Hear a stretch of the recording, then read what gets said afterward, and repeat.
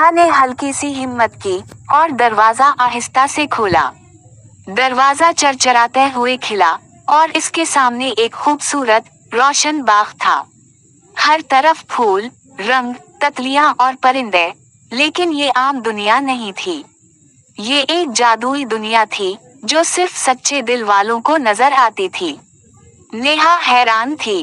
अचानक एक नन्ही सी परी इसके सामने आई, मुस्कुराई और बोली, तुम वही बची हो जिसका दिल साफ है, आओ तुम्हें एक राज दिखाऊं। परी इसे एक दरख्त के पास ले गई। वो दरख्त बोल सकता था। दरख्त ने कहा, ये दुनिया सिर्फ उन बच्चों के लिए है जो ख्वाब देखते हैं और दिल से यकीन करते हैं।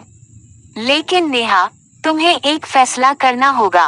क्या तुम यहाँ रहना चाहोगी या वापस जाना? नेहा ने मुस्कुराकर कहा, मैं वापस जाऊंगी, लेकिन मैं सब बच्चों को ये सिखाऊंगी कि ख्वाब सच हो सकते हैं अगर दिल सच्चा हो।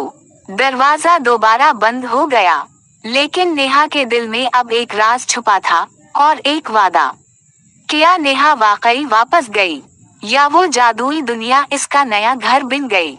जानने के लिए इंतजार करें पार्ट 3 का।